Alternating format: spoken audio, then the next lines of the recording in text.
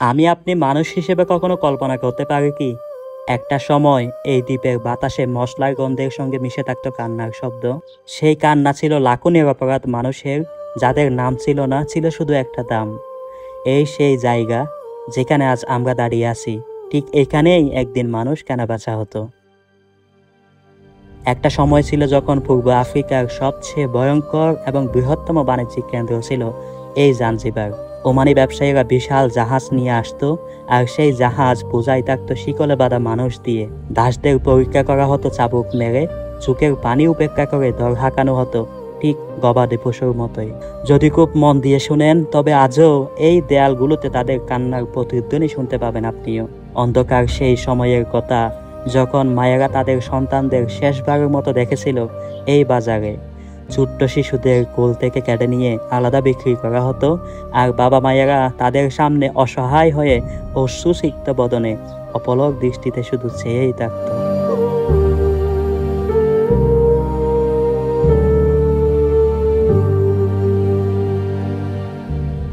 পূর্ব Africa মহাদেশের Tanzania, সেই Tanzania সার্বভৌমের দ্বীপরাজ্য Zanzibar, এক প্রাচীন কাব্যের যেন জীবন্ত সংকলন।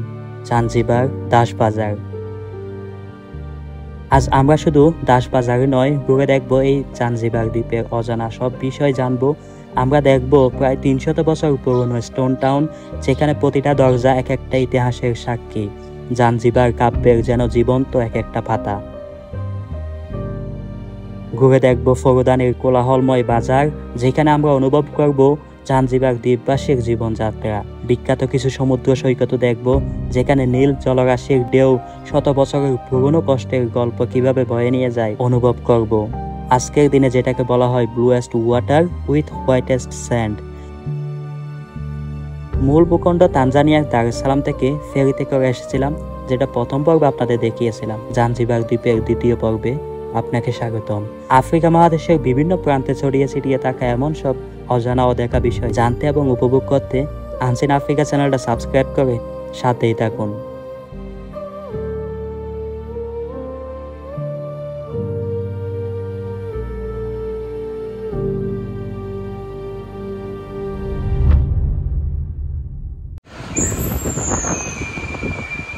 দুপুর বাজে এখন 2টা, তাপমাত্রা অনেক হাই, প্রায় 34 ডিগ্রি। খাবার দাবার খাওয়ার জন্য রেস্টুরেন্ট খুঁজতেছি, চেষ্টা করবো একটা লোকাল রেস্টুরেন্টে খাওয়া দাওয়া করতে।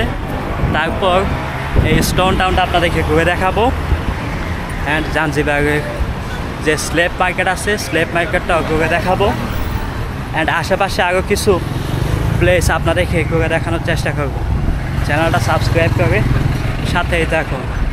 এখন আছে এটা অনেকটাই জাঞ্জিবার সেন্ট্রাল মার্কেটের সামনে দিয়ে যাচ্ছি। এখানে নিজস্ব পতাকা আছে, নিজস্ব ফ্ল্যাগ আছে এই দ্বীপটার। একটা রেস্টুরেন্ট মার্কেটের ভিতরে। এইখানে আখ কীভাবে বিক্রি হয়, আখের একটা ডিজাইন দেখে আপনাদেরকে। হ্যালো, আখ বিক্রি হয় কত সুন্দরভাবে প্যাকিং করে প্যাকেটের ভিতর। মোটা মোটা আখগুলোকে তারা সিলে প্যাকেটের ভিতরে করে বিক্রি করে। এখানে কিন্তু অনেক মুসলিমদের দেখা যাচ্ছে। এখানে ওমানি সাম্রাজ্য বা ওমানি সভ্যতা, তারপর আরব সভ্যতা, প্লাস এখানে ইন্ডিয়ান ইউরোপীয় সভ্যতা সবই সংমিশ্রণ এখানে দেখা যাচ্ছে বা দেখা যাবে। অনেক সাম্রাজ্যের সংস্কৃতি এখনও বহন করে এই জাঞ্জিবার। বিল্ডিংগুলো প্রায় কয়েকশো বছর পুরনো বিল্ডিং। প্রায় 99% মুসলিমদের বসবাস জাঞ্জিবার দ্বীপে। এই পুরো স্টোন টাউনের মধ্যে সবচেয়ে ঘনবসতি এবং ভিড় এরিয়াগুলোর মধ্যে একটা এই মার্কেটটা।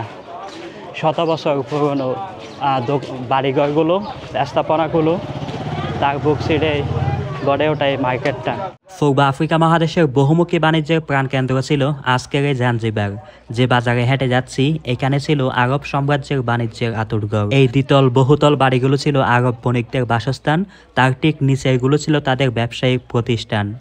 এইখানে বিভিন্ন বংশোদ্ভূতগুলো দেখা যায়, যেমন ভারতীয় বংশোদ্ভূত, আরবের বংশোদ্ভূত, ইয়েমেনি বংশোদ্ভূতগুলো দেখা যায়, যেগুলো এখন বর্তমানে লোকাল যে তানজানিয়ান তাদের সাথে তাদের বাপ দাদা গোষ্ঠীর কোনো না কোনোভাবে মিল ছিল, বা বৈবাহিক সূত্রে মানে গোত্রগুলো এভাবে মিক্স হয়ে এখনও দেখা যায় এখানে। হাঁটতেই আছি, রাস্তা শেষ হচ্ছে না।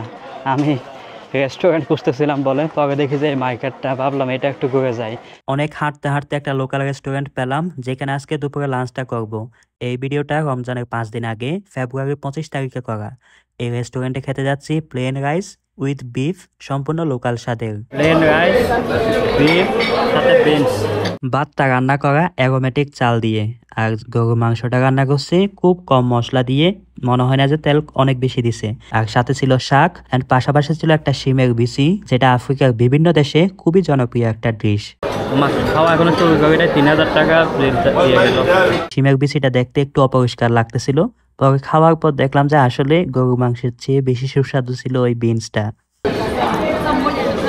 বিফের চেয়ে তো বিনসটা আরো বেটার মনে হইলো।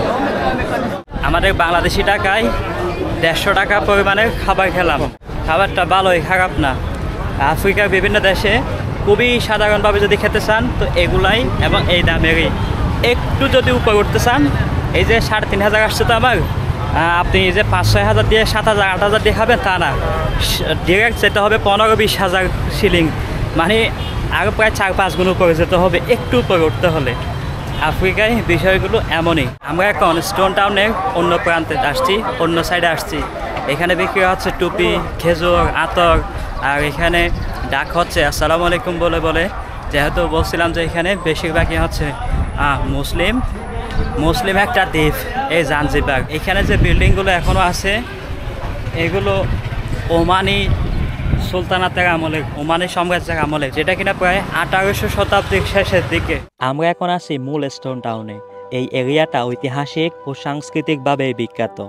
এখানে যেসব পুরনো বাড়িগুলো দেখা যায় তার অধিকাংশই 200 বছর পুরনো, 18 শতাব্দীর দিকের, আর কিছু দেখা যায় প্রায় 17 শতাব্দীর দিকের। কিছু কিছু বাড়ি এখন পরিত্যক্ত হয়ে বসবাসের অযোগ্য হয়ে গেছে, আর কিছু কিছু বাড়ি ভেঙে রিনোভেট করতেছে বা অনেকগুলো বাড়ি নতুনভাবে নির্মাণ করছে। এখানে 3 ধরনের স্থাপত্য শৈলী দেখা যায়: আরব ও ওমানি সভ্যতার, ভারতীয় সভ্যতার এবং নির্দিষ্ট করে দাস ব্যবসায়ীদের।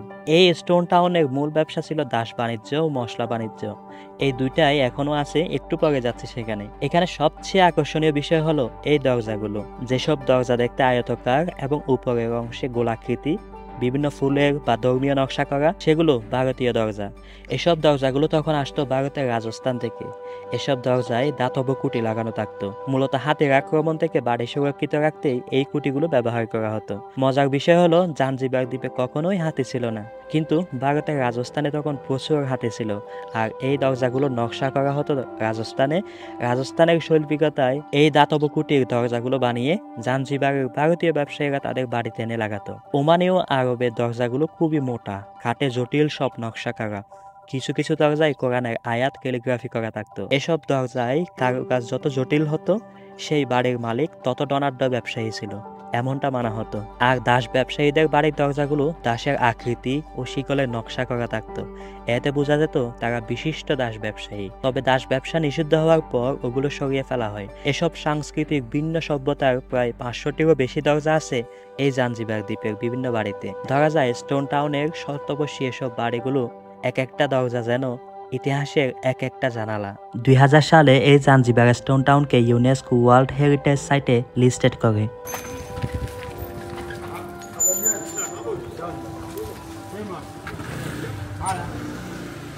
Is it your shop? Okay, that's it. এখানে ঘুরতে ঘুরতে একটা দোকান পেলাম, সে আমাকে ওয়েলকাম করতে চাই তার শপে। এটা বেসিক্যালি হ্যান্ডক্রাফটসেরই দোকান। এখানে স্টোন টাউনের ভিতরেই জিনিসগুলো এখানে পাওয়া যাচ্ছে। বেসিক্যালি এই সমস্ত জিনিসগুলোই এখানে ভিতরেও বিক্রি হচ্ছে। বিভিন্ন ধরনের হ্যান্ডক্রাফটসগুলো এই স্টোন টাউনের ভিতরে পাওয়া যাচ্ছে। Your name? Irene. Oh, nice name. এটা একটা জুয়েলারি শপ। আফ্রিকার জুয়েলারি শপগুলো আগের দেখতে কেমন হতো এটা এখনো দেখা যাচ্ছে, চিহ্ন এখনো আছে, যদিও বা ভিতরগুলো একটু মডার্ন করছে আর কি, বাট দেখতে এখনো আগের মতোই আছে। মানে বাইরের দৃশ্যগুলো একদম বহু same to same as it is আছে। হাজার হাজার বছরের সভ্যতা এবং ইতিহাস মিশে আছে এখনো। সেই সভ্যতাগুলোই মানুষ এখন দেখে এই অলিগলিতে। আমরা চলে আসছি এখানকার একটা স্থানীয় বাজারে। জাঞ্জিবারে প্রচুর মশলা চাষ হয়। আপনারা হয়তো বা শুনছিলেন যে ওমানি শাসকরা যখন প্রথম আসছিল এই দ্বীপে, তারা ভাবতেছিল যে বাণিজ্যিকভাবে বৃক্ষরোপণ করতে। এখন বাণিজ্যিক বৃক্ষরোপণ করতে তারা প্রথমে দেখে মশলা চাষ, বিভিন্ন ধরনের মশলার বাগান করতে থাকে। সেই থেকে জাঞ্জিবারে এখনো পর্যন্ত মশলা চাষ হয়ে থাকে। বিভিন্ন রকমের মশলা এই দ্বীপটাতে চাষ হয় এবং স্থানীয়ভাবে বিক্রি হয়। আশেপাশের দেশগুলো সহ বিশ্বের বিভিন্ন দেশে মশলাটা রপ্তানি হয়। এখানে দেখেন শুটকি কত প্রজাতির দেখা যাচ্ছে। চিংড়ি শুটকি, এটা মেবি অক্টোপাসের শুটকি। অক্টোপাসেরও শুটকি পাওয়া যায় এখানে।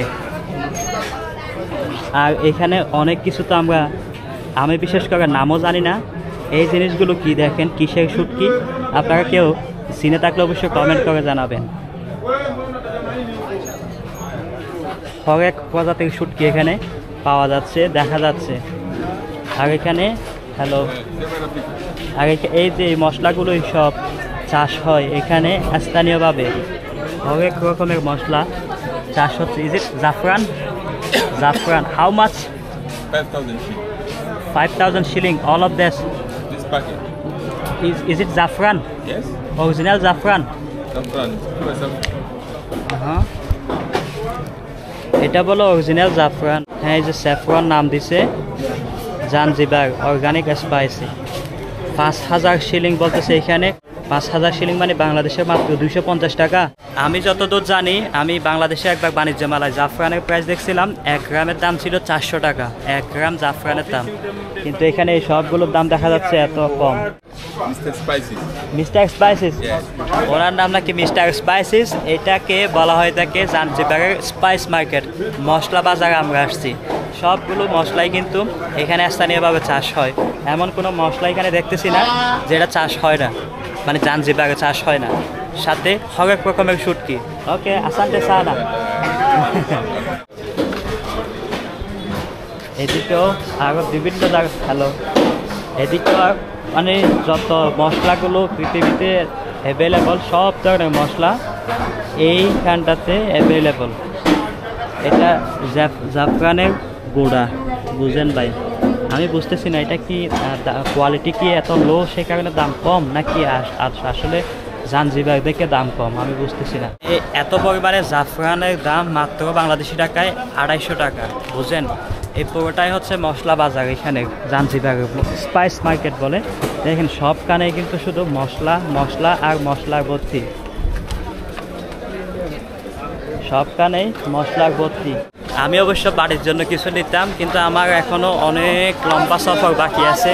এগুলো মাথায় বা কাঁধে বহন করতে করতে আমার হায়াত অর্ধেক কমে যাবে। সে কারণে আমি কিনতেছি না বা নিচ্ছি না। এখানে আমার মতো আরও দেখি আছে ইউটিউবার। মশলা বাজারটা আসলে অনেক বড়। প্যাকেটগুলো কত সুন্দরভাবে সাজাইছে দেখেন। মশলার প্যাকেট, মানে প্যাকেজ বলি না, ওই যে প্যাকেজগুলো কীভাবে সাজাইছে দেখেন। আদার পাউডার, এলাচি পাউডার, ধনিয়া, মরিচ, এগুলোর সবগুলোর পাউডার, মানে অনেকটাই গিফট বক্স আছে না, গিফট বক্স টাইপের। এগুলোর দাম ব্রাদার হাউ মাচ? 5,000 শিলিং, মানে 5,000 শিলিং এই এক প্যাকেটের দাম। খুব সুন্দরভাবে সাজাইছে না? কত সুন্দর দেখাচ্ছে দেখতে। এগুলো সব কাজু বাদাম। এই সবগুলোই কাজু বাদাম। আমি যতদূর জানি এখানে তানজানিয়া থেকে কাজু বাদাম আমাদের বাংলাদেশ সেনাবাহিনীর জন্য যাচ্ছে। দেখেন কাজু বাদাম প্যাকিং। কাজু বাদাম এখানে প্যাকিং করা হচ্ছে। কত 1 কেজি করে মেবি প্যাকেট করতেছে তারা। পুরো বিশ্বের মধ্যে তানজানিয়া টপ 5 কাজু উৎপাদনকারী দেশ। আন্তর্জাতিকভাবে রপ্তানি করে থাকে কাজু বাদামটা। এত বেশি চাষ হয় এবং কোয়ালিটি এত ভালো, অনেক বড় বড় সাইজের। মানব সভ্যতার ইতিহাসের এক কলঙ্কিত অধ্যায়ের সাক্ষী দেখতে আসছি আমরা। আমার পিছনে এই জায়গাটা দাস প্রথা আমরা শুনে আসছি। কৃতদাস কেনা বেচা হতো, দাসদেরকে দিয়ে হরেক রকমের অত্যাচার করা হতো, আমরা শুনে আসছি। এইখানে দাস কেনা বেচা হতো, দাস বাজার। এটা স্লেভ মার্কেট পূর্ব আফ্রিকা মহাদেশের। চলেন আমরা ভিতরে ঘুরে আসি, দেখে আসি, জেনে আসি ইতিহাস। এইখানে ভিতরে ঢুকতে অবশ্য $5 চার্জ করা হয়ে থাকে। একটা টিকিট নিতে হয় $5 দিয়ে। সাথে একজন গাইডও নিলাম, এই মহিলাটাকে, সে আমাদেরকে ঘুরে দেখাবে। মানব সভ্যতার কলঙ্কজনক এক অধ্যায়ের সমাপ্তি হয়েছে এখানে। জাঞ্জিবারের দাস বাজার পূর্ব আফ্রিকার সবচেয়ে বড় এবং নিষ্ঠুর দাসপ্রথার কেন্দ্রগুলোর একটি ছিল। এই বাজারে হাজার হাজার মানুষকে বন্দী করে বিক্রি করা হতো আরব ও পারস্যের সুলতানদের কাছে এবং ইউরোপীয় দাস ব্যবসায়ীদের কাছে। এখানে দাসদের সিলেকশন, মূল্য নির্ধারণ, পরীক্ষা, গন্তব্য ও ভয়ানক যাত্রার বাস্তব গল্পগুলো শুনবো আজ। আনসিন আফ্রিকা চ্যানেলটা এখনো সাবস্ক্রাইব না করে থাকলে চ্যানেলটা সাবস্ক্রাইব করে সাথেই থাকুন। জাঞ্জিবারে বিক্রির জন্য দাসদের সংগ্রহ করা হতো পূর্ব ও মধ্য আফ্রিকার বিভিন্ন অঞ্চল থেকে। বিশেষ করে দাসদের প্রধান উৎস ছিল বর্তমান তানজানিয়া বা তৎকালীন তাঙ্গানিকা, উগান্ডা, কঙ্গো, মোজাম্বিক, মালাউই ও জাম্বিয়া থেকে। দাস ব্যবসায়ীরা ওইসব রাজ্যের বিভিন্ন গ্রামে হানা দিত, অনেক সময় পুরো গ্রাম জ্বালিয়ে দিত। এসব পুরুষ, নারী ও শিশুদের বন্দী করত। যারা বাঁচার আকুতি নিয়ে পালানোর চেষ্টা করত তাদেরকে হত্যা করা হতো, আর বাকিদেরকে দড়ি বা লোহার শিকলে বেঁধে পায়ে বেড়ি লাগিয়ে আনা হতো দাস কাফেলায়। এসব দাসদের কাফেলাগুলো হাজার হাজার মাইল হাঁটিয়ে জাঞ্জিবারে নিয়ে আসা হতো। যারা ক্লান্ত হয়ে হাঁটতে পারতো না তাদেরকে রাস্তার পাশে ফেলে রাখা হতো অথবা হত্যা করা হতো। নারী ও শিশুদেরকে একইভাবে আনা হতো, তবে অনেক নারীকে মাঝপথেই ধর্ষণ, নির্যাতনের শিকার হতে হতো। খাবার ও পানি ছিল খুবই সীমিত, অনেকেই পথে অনাহারে, রোগে বা ব্যথাঘাতে মারাও যেত। তৎকালীন স্কটিশ মিশনারি ডেভিড লিভিংস্টোন তার জার্নালে লিখেন যে প্রতি 10 জনের মধ্যে প্রায় 5 জন দাসী গন্তব্যে পৌঁছানোর আগেই মারা যেত। দাসদের দাম নির্ভর করা হতো তাদের শারীরিক গঠন, বয়স, লিঙ্গ ও দক্ষতার উপর। একজন শক্তিশালী পুরুষ দাসের দাম ছিল 30 থেকে 50 মার্কান্টাইল ডলার বা প্রায় 40 পাউন্ডের সমান। একজন যুবতী নারী দাসের মূল্য ছিল 50 থেকে 100 মার্কান্টাইল ডলার। শিশু দাসের দাম ছিল 10 থেকে 20 মার্কান্টাইল ডলার। মার্কান্টাইল ডলার ছিল মূলত রৌপ্য মুদ্রা, যেটা British East India company, Omani sultan এবং অন্যান্য আরব ব্যবসায়ীরা পূর্ব আফ্রিকার উপকূলে বাণিজ্যিক লেনদেন করতে ব্যবহার করত। দাসদের শারীরিক সক্ষমতা ও স্বাস্থ্য পরীক্ষা করার জন্য কিছু অমানবিক পদ্ধতি অনুসরণ করা হতো। অনেককে ব্যথাঘাত করা হতো, যারা কাঁদতো বা বেশি সহ্য করতে পারত তাদের বেশি দামে বিক্রি হতো, আর যারা বেশি কষ্ট সহ্য করতে পারতো না তাদের মূল্য ছিল আবার কম। এই যে এই জায়গাটাতেই প্রকাশ্যে মানব কেনাবেচা হতো, দাস কেনাবেচা হতো। কিন্তু পরবর্তীতে ব্রিটিশরা যখন আসে তখন তারা আরবদেরকে তাড়িয়ে এখানে একটা চার্চ নির্মাণ করে যেন এই দাস প্রথাটার বিলুপ্তি হয়, দাস কেনাবেচা যেন বিলুপ্তি হয়। আরব সভ্যতার একটা কলঙ্কজনক অধ্যায় ছিল এটা। ওমানিদের যেই মাঠে দাসদের নিলাম হতো সেই মাঠে আজ এই অ্যাংলিকান চার্চ। এই চার্চের আন্ডারগ্রাউন্ডে, তখনকার যুগের আন্ডারগ্রাউন্ডে ছিল বিভিন্ন প্রান্ত থেকে ধরে আনা দাসদের রাখার ঘর। এই অ্যাংলিকান চার্চের আন্ডারগ্রাউন্ডে সেই ঘরগুলো এখনো আছে।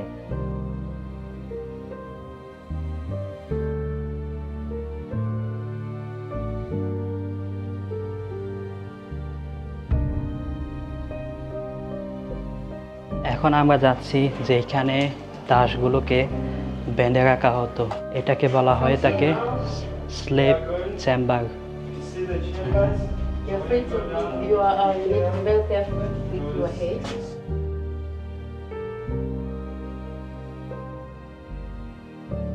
এইখানটাতে 75 জন মহিলা তাদের বাচ্চাদের সাথে এখানে থাকতো, মহিলা দাস, তাদের থাকার ঘর ছিল এগুলো।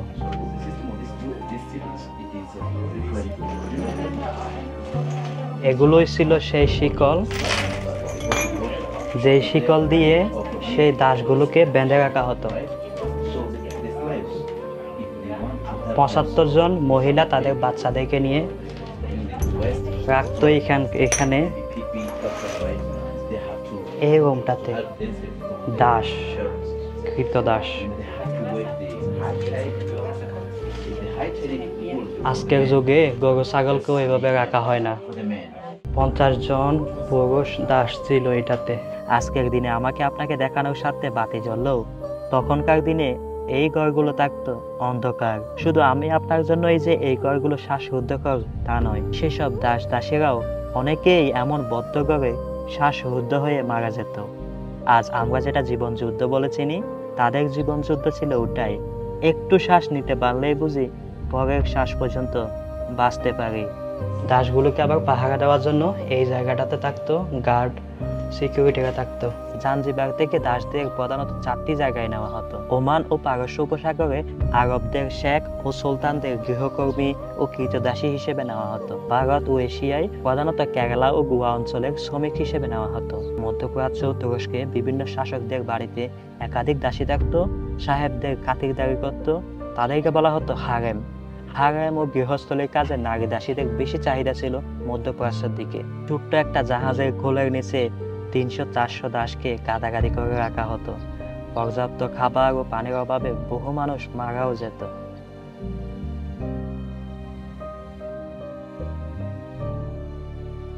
দাস বাণিজ্য নিষিদ্ধ হওয়ার পর উদ্ধার হওয়া কিছু দাসদের অভিজ্ঞতা পাওয়া যায়।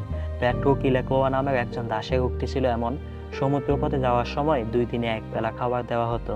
কোনো কারণে যাত্রা বিলম্ব হওয়ায় প্রায় খাবার শেষ হয়ে গেছিল।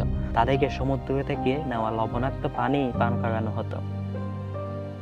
সাইড প্রাণী আসমানে ছিল জাঞ্জিবারের শীর্ষকৃত দাস। সে একদিন পালানোর চেষ্টা করলে তাকে 15 কেজি ওজনের একটা কাঠের সাথে শিকল দিয়ে বেঁধে রাখতো। হাঁটাচলা করতে হলে ওই 15 কেজি ওজনের কাঠটা মাথায় নিয়ে হাঁটতে হতো তাকে। 1895 সালে তাকে উদ্ধারের আগে প্রায় বছরখানেক ওভাবেই সে শিকল বন্দী ছিল। ডেভিড লিভিংস্টন ছিল পূর্ব আফ্রিকা মহাদেশীয় দেশগুলোর প্রথম সারির পর্যটক ও ধর্মযাজক। এটাই সেই ডেভিড লিভিংস্টন যে সর্বপ্রথম আন্তর্জাতিকভাবে জাম্বিয়া, জিম্বাবুয়ে, ভিক্টোরিয়া ফলস আর জাম্বিয়ার লিভিংস্টন শহর আবিষ্কার করে। এই ডেভিড লিভিংস্টন দাস বাণিজ্য নিয়ে প্রচুর লেখালেখি করলে আন্তর্জাতিকভাবে এটা নজর আসে। 1873 সালে ব্রিটিশ নৌবাহিনী জাঞ্জিবারে এসে জাঞ্জিবারের তৎকালীন সুলতান বারগাসকে দাস বাণিজ্য বন্ধ করতে চাপ সৃষ্টি করে এবং দাস বাণিজ্য নিষিদ্ধ ঘোষণা করে। যেখানে দাসদের নিলাম হতো, সেই মাঠে 1874 সালের দিকে ব্রিটিশরা অ্যাংলিকান চার্চ নির্মাণ করে। এটাই সেই চার্চ। মানব সভ্যতার এই কলঙ্কিত ইতিহাস মনে রাখতে গির্জার পাশেই তৎকালীন দাসদের হুবহু মূর্তিগুলো নির্মাণ করা হয়, যেগুলো এখনো আছে। পর্যটকরা এই মূর্তিগুলো দেখে সেই কলঙ্কিত ও মানব সভ্যতার লোমহর্ষক ইতিহাস অনুভব করে। 1873 সালে ব্রিটিশ দ্বারা দাস ব্যবসা নিষিদ্ধ হলেও গোপনে আরো প্রায় 2-1 দশক চলে আসছিল দাস বাণিজ্য। 1909 সালের দিকে ব্রিটিশ শাসনের অধীনে দাস বাণিজ্য বিরোধী বিভিন্ন আইন পাশ হওয়ার পর এই কলঙ্কিত অধ্যায়ের সমাপ্তি ঘটে। Welcome to Bangladesh. স্বাগতম Bangladesh. Shakatum Bangladesh. Shakatum Zanzibar. আসতে ভালোই লেট করছি ভাই, লাস্ট কলে ঢুকতেছি বোর্ডিং এর জন্য। তার নাকি ভাই বাঙালি মেয়ে গার্লফ্রেন্ড আছে, ও ভাই হন বই না বাজি তাকে ভাইয়া চা কইতে লাগে। মানে সোয়াহিলি ভাষায় বলে ইমেশা মানে ফিনিশ। ইয়োর হেলমেট ইমেশা finish your helmet. Welcome to Zanzibar. Into the family.